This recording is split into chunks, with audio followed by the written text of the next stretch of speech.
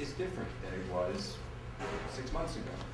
And so it constrains the, and I think this, so precisely at the time when I think you need the United States to deal with these very big issues I mentioned recently, the PRC, you're carrying out an internal policy, a policy in the election that alienates the United States. Of course, the reasons for the U.S. being concerned about this situation are very heavily related to the overextension of U.S. power in Iraq, being bogged down in Iraq. And here, I echo Mr. Brown's warning here that many times when the United States has seen its interest as better served by working with Beijing pragmatically than by sticking with Taiwan. And it's not that this is going to happen anytime soon, but it just seems to me that what this assertive policy toward China does is exacerbate these differences between the United States and Taiwan at a time when Taiwan doesn't seem to be in a very good position to deal with the PLA buildup or the situation that Taiwan faces internationally. And we in the United States, I can't speak for everybody in the United States, but I spent a lot of time in Congress and particularly in the intelligence business looking at the PLA buildup. And I think the American government takes this very seriously. So when I was in Beijing last week, and the PLA officer said, we will, and he's and everybody I talked to in China and in Beijing and Shanghai, I talked about 40 people, every one of them said, we'll do it if we use force, if we have to do it reluctantly. But this fellow said, we will give a short, clear military strike in Taiwan. And then we'll try to pull back, and we'll try to preserve the peaceful rise. We'll send a wake-up signal to the people of Taiwan. Now, he's a very nice guy, but this is what he had to say. And so this reality this situation I take very seriously. When I listen to him, I say, they're not fooling. And of course, the buildup of the PLA, I think, underlines that point. And so, I don't see an answer. I haven't seen an answer to these kinds of problems in my stay here in Taiwan. I think the options that we've been talking about in the last 2 days of what's going to happen is that we're going to have a continuing, very dynamic political situation in Taiwan. It's likely that there'll be an assertive approach vis-a-vis the mainland to a certain degree in the electoral process and for other reasons as well. And that the downside of this, as far as alienating the PRC, antagonizing the PRC, and possibly alienating the United States, they'll try to manage this. But the dynamic domestically will drive Taiwan to continue this kind of political behavior, which doesn't answer, while not answering these other problems of what do you do about the PLA buildup, the asymmetry of power? What do you do about Taiwan's increasing isolation, the dominance of international affairs by the PRC relative to Taiwan? On that latter point, I just want to underline the point of China's peaceful rise. The whole approach, the overall emphasis of China's peaceful rise, as has been explained, is that to go to every one of the international actors that China deals with and to say, we, and the Americans are a good example, we don't worry about your differences we have with you in other areas, missile defense, NATO expansion, U.S.-Japan security relations. It's only Taiwan. That's the thing. And so therefore you need to, so just isn't it a shame that we have these differences on Taiwan when we can't really have a close partnership in all these other areas? So the PRC, but America is being extremely flexible in this regard, but isolating Taiwan, marginalizing Taiwan, using their influence to do this. And I think this is their approach with other people too. And so the other approach that Taiwan has, of course, is to solidify the relationship with the United States. That would help deal with this issue of PLA buildup. That would help deal with the international isolation to some degree. But it would require much more constraint, much more moderation in Taiwan domestic politics and how they deal with the mainland. And I'm not, so when I look out, I see the forces of Taiwan doing this sort of thing, of continuing this kind of approach toward the mainland, an anti-China approach. We don't like them, they're forceful, so we'll show them, we're going to really take a stand against China.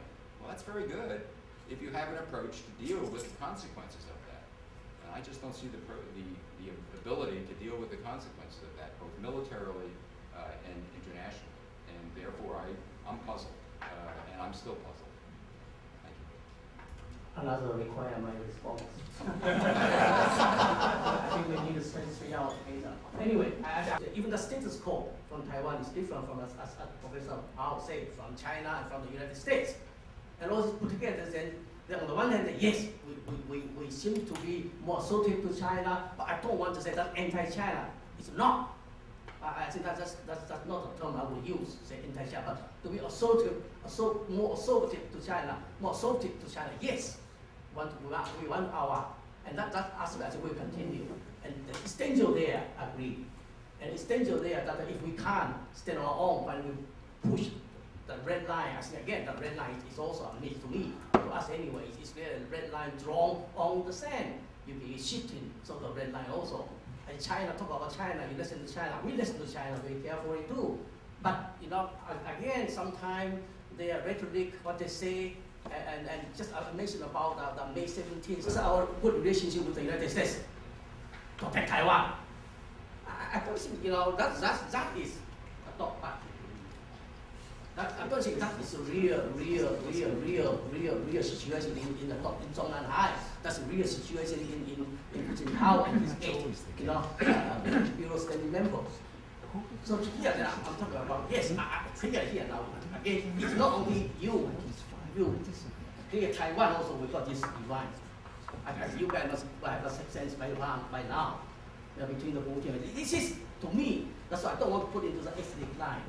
I don't want to put into the China, China line. It's not. It is quite true, must be responsible for what happened. So we can argue that. Yeah, how do I get made? Yeah. But anyway, it's a very serious argument. To me, Taiwan is not troublemaker. We don't create trouble for China. We don't create trouble for Japan. We don't create trouble for the Philippines. We don't create trouble for other Asian nations. Instead, we export money. We provide our capital for our neighboring countries, including China, Philippines, Indonesia, Vietnam. So how can you call Taiwan a troublemaker? We don't kill anybody. We don't export terrorism, really. So don't you a troublemaker? That's my view. Yeah, sometimes we create some kind of trouble for many times only, okay? But it's not real trouble.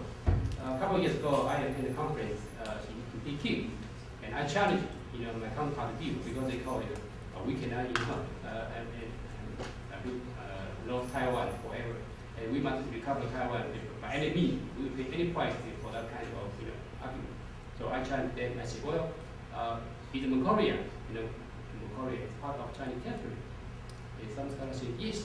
And I argue, okay, then you should recover Mongolia. Peace for me. You just march all the way to Mongolia because Mongolia doesn't have any navy. Okay, and in Mongolia doesn't have any significant air force. You have a border, right? With Mongolia, so it's a walk, march, all the way to Mongolia. Why do you do that? You keep balance. Okay, and then you should recover Siberia because they should recover Siberia to their lost territory by an equal treaty. And so I challenge them: if you can recover Mongolia, also recover Siberia, then Taiwan should create an environment based on peaceful development and freedom of choice.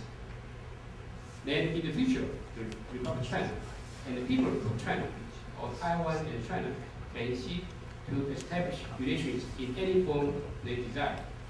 We will not include any possibility of the law of the state of Taiwan 23 million people is gained, unquote.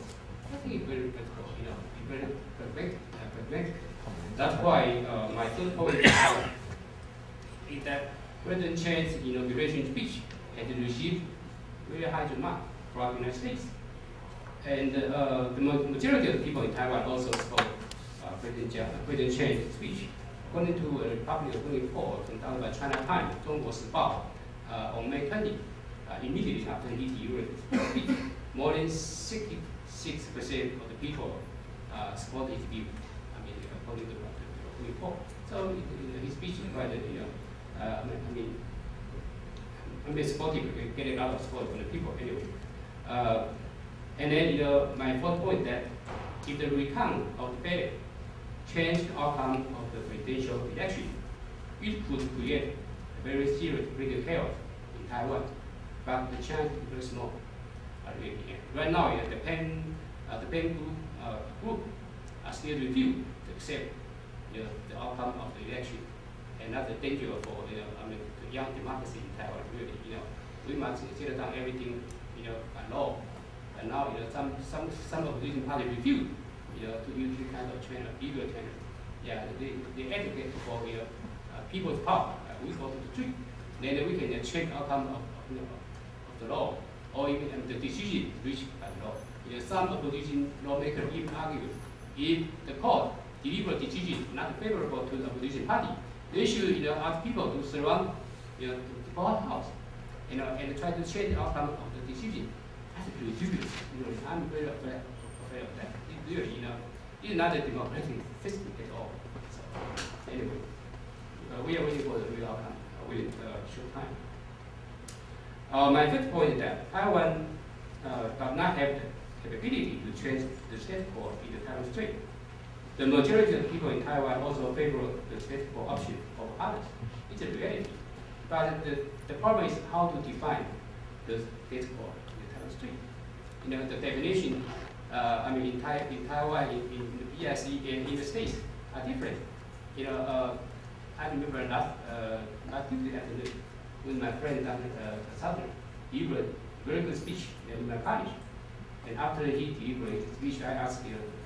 The results of the election left a sore wound, I believe, in Taiwan society. It hasn't been healed yet. I don't know when or how it will be healed. But it's clear that a great number of people felt cheated. The party that lost by a narrow 29,000 votes has filed 2 suits hoping for a proper recount and some explanation for these bizarre, and I would call them weird, events of Friday, March 19th. The future of Taiwan, I think, is terribly uncertain. We've been trying to talk about it for the last 2 days and try to figure out exactly where things are going. And this uncertainty, I believe, is going to continue. And unfortunately, the incentives, or what I would call the new institutional structures that are evolving on Taiwan, which are indeed incentives for people to make choice of what they want to do, and the incentive system in mainland China as well, is working, I submit, in a way to direct human behavior more and more into a posture of conflict across the Taiwan Strait. And it's this evolving new institutional incentive system that I want to present to you in some historical perspective, but make it very brief, simplify it, terribly so. But this, I think, I believe, provides some light, some understanding of just how bad this predicament across the Taiwan Strait is and how dangerous it can be for the next couple of years. What's happened on Taiwan, particularly in the last 15 years, has been an incredible change in core beliefs by the political elites and governing entities in Taiwan. The old belief system was one based on the 3 principles of the people, heavily based on the primacy of Chinese culture and its values. And this belief system was represented by one huge party. What that party had been able to achieve with considerable difficulty, pain, and sometimes tragedy, was that it had created a very productive market economy in the 50s that continued to be tremendously productive in the 60s, 70s, 80s, and then began to slow down in the 90s, and in the last 4 years, it's been tough going. The other great contribution was what I would call guided democracy of a limited kind into full democracy. That old belief system had achieved to bring democracy to Taiwan with really no bloodshed.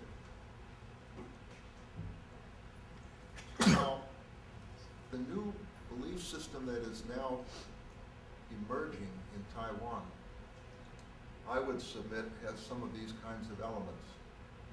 One, of course, is that Taiwan must be a sovereign state ruled by Taiwanese.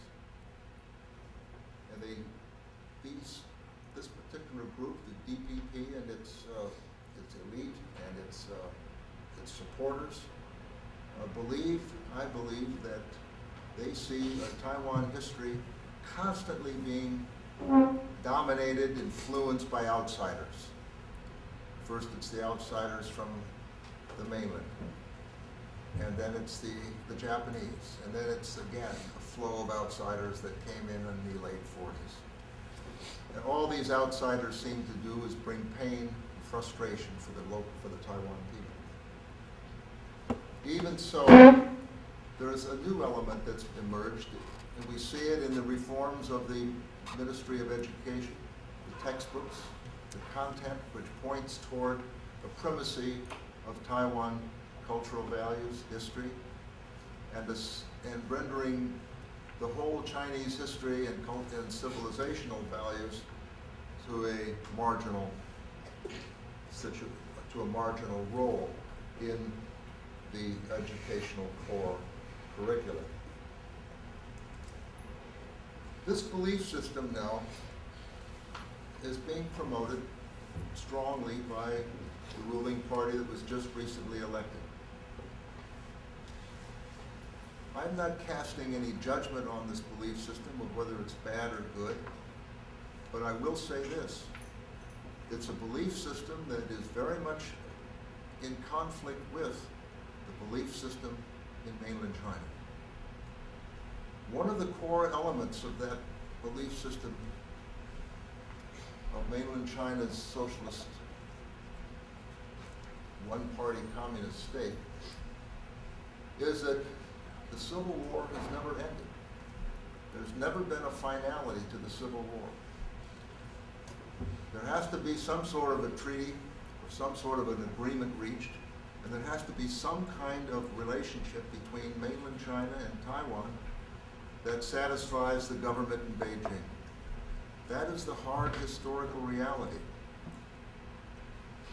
I don't approve of it, I don't like it, but that historically is what has evolved, and that's what the people in Taiwan face, how to deal with the China factor.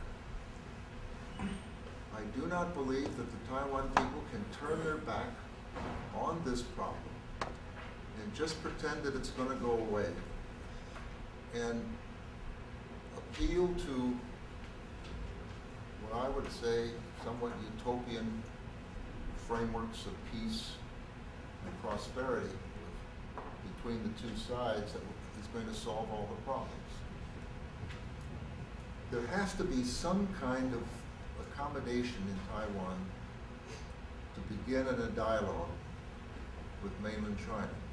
But I would submit that once that accommodation had been made, I don't think it's a big combination. I think the blue camp, had they won the election, or if they stand a remote chance of winning it in the near future, I think could have made the accommodation necessary to get a dialogue going without in any way compromising the dignity and the nobility of Taiwan's constitution and its long-term evolution.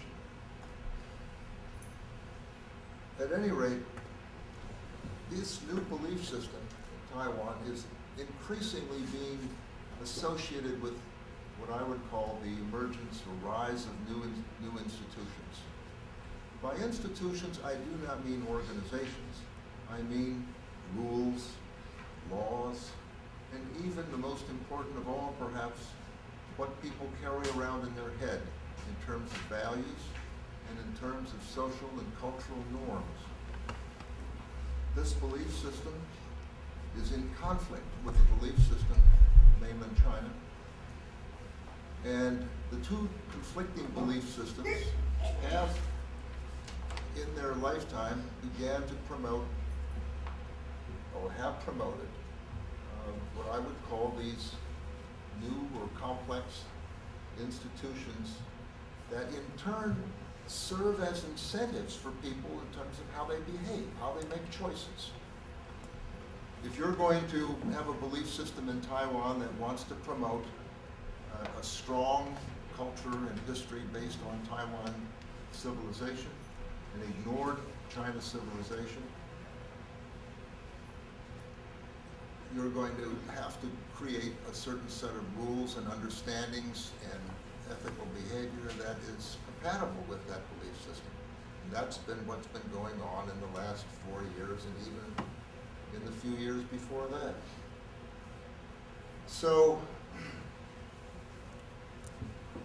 the problem then seems to be, where are these different incentive systems directing human energy, human behavior, organizational behavior, particularly of organizations in the state and organizations in society? I would submit that all indicators point toward the incentives for both sides to dislike each other intensely, more so with the passage of time, make each side more distrustful of each other,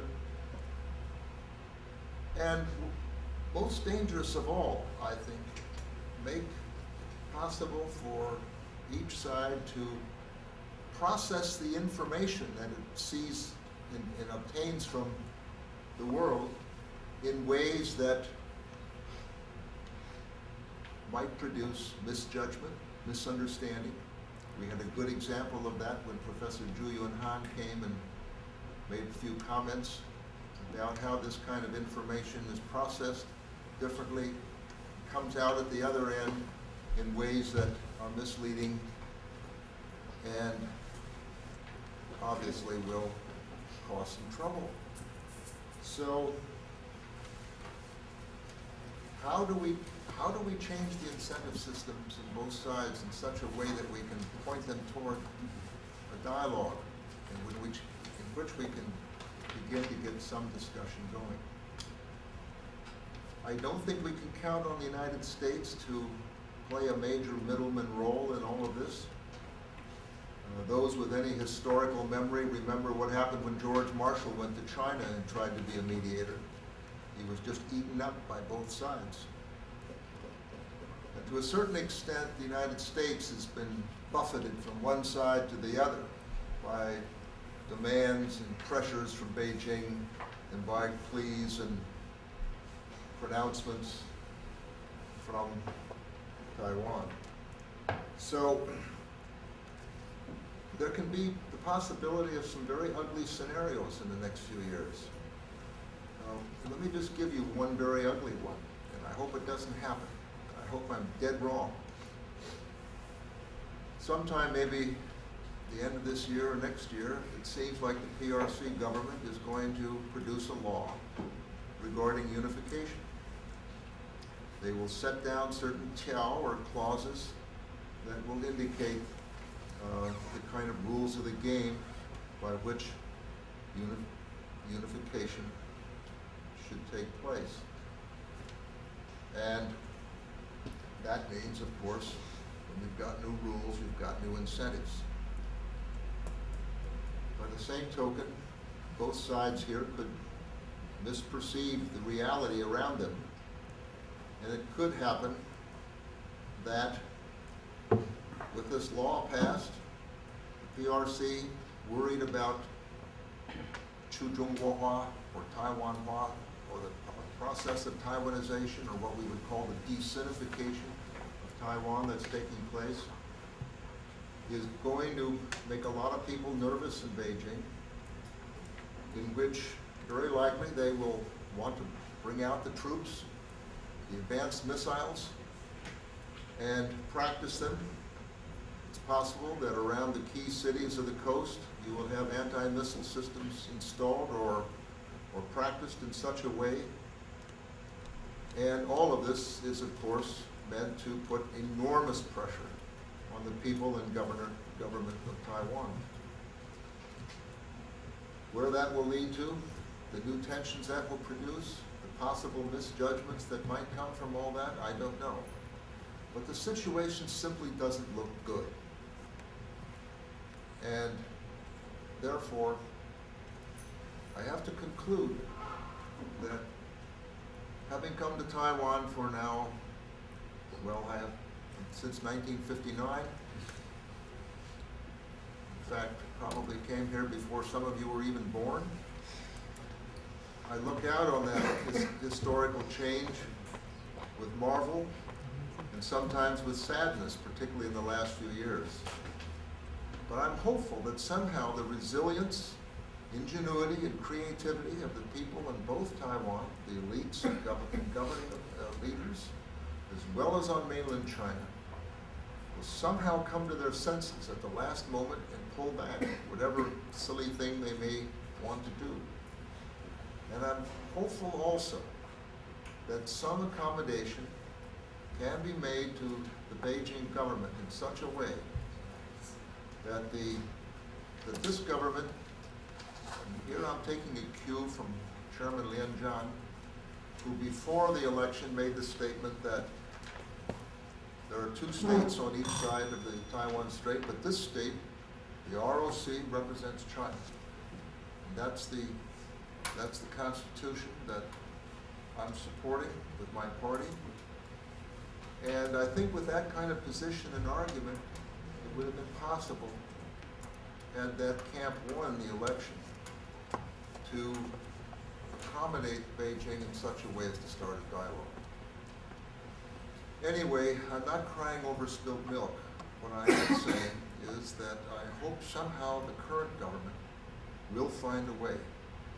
So far, it's not been very optimistic, but again, there's that creativity and resilience that I'm counting on, just as I'm counting on Beijing to follow it. I'm counting on Taiwan to follow it. And hopefully, we'll muddle through this some way. Thank you very much. Thank you, Myers. Could we have 20 minutes extra? I think we can. Yes, okay, thanks. So I got 20 minutes for us. For China will be acceptable to Beijing either. Second, just a small point. I think when you mentioned about March 19, it's an event. It's really a simple, failed assassination of the president and the vice president. There's nothing bizarre about it. Now we all together, I think, one basic here now, question is about China. I finally mentioned about they are proposing Taiwan to accept one China principle. Yesterday, I'm going to propose this to the government. I'm talking about if you read that from Deng Xiaoping to me and then to Jin Hao about one China. In the whole world, there's only one China. That's 1.1. Point 2, this China includes Taiwan and the mainland. These are 2 points of in the May 17 announcement. But changes since number 3.3, that's a crucial point. Okay, point 1, in the whole world, only one China.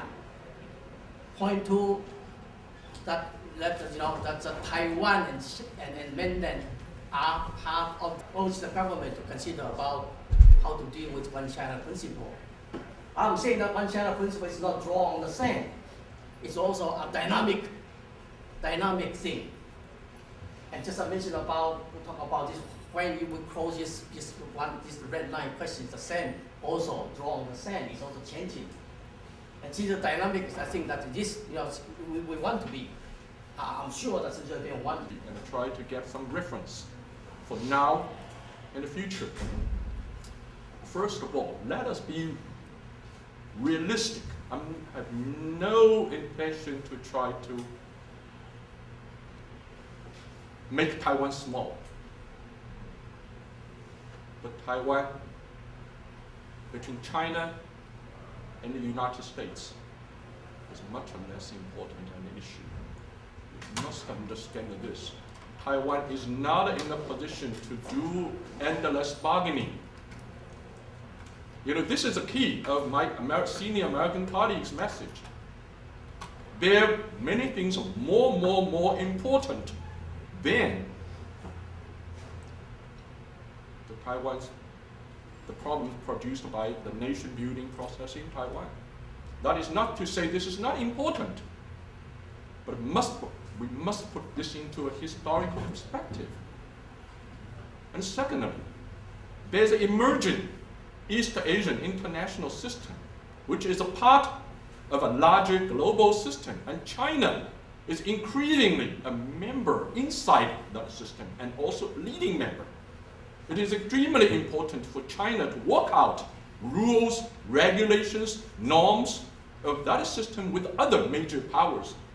And Taiwan, unfortunately, is a part of that negotiation process.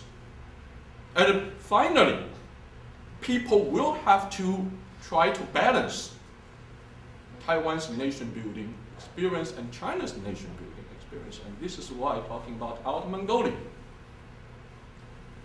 This concerns how to define China. And actually, any modern nation, I read Ross Perot's recent book, The New Chinese Empire. It's nonsense, complete nonsense. All my respect for him as a historian and has lost, because the China today is not an empire. It's a modern nation. And that is why, from the beginning, Outer Mongolia was already excluded from this original definition of China as a modern nation. And Taiwan is part of it. And also, that definition of China is placed in the first place in China's modern experience, which has caused huge victim mentality on the part of China. You have to recognize that is a reality and have to reconcile it with Taiwan's own victim mentality. So finally, what should Taiwan do? Let's face it. 1995-96, the so-called missile crisis, Beijing's missile diplomacy, it's nothing. It's empty cannon. It has no comparison with the situation we are facing today. And also 95-96, the main target was the United States. I have said this many times. It's not Taiwan. It's not Taiwan people. It's US. And it worked. Don't forget Bill Clinton's attitude before that, and don't forget Bill Clinton's statement, 3-no statement in China in 1998. And now, again, we are facing a very critical historical moment. And the choices have been exhausted. And when the mainland Chinese leaders are considering all kinds of opportunities, and they know very clearly, this time we must back our work with something. And somehow I'm finding people in Taiwan not necessarily are listening. This is crucial misperception. And in history, again, let me mention two things. In 1979, China invaded Vietnam, and Deng Xiaoping went to Washington. Jimmy Carter wrote a note to him saying, do not do that. And one reason was why? Don't forget the Soviet Union, which was an ally of Vietnam, and China invaded Vietnam. Secondly, in the 1958 Taiwan Strait crisis, the United States announced escort of convoy of nationalist supply fleet. And on September the 7th, 1958, when, yes, that happened, U.S. convoy indeed protected, a U.S. naval fleet indeed protected nationalist convoy. And the shelling, PLA shelling started. What did the United States do? They stayed 3 miles out of the Chinese coastal line. That's American policy.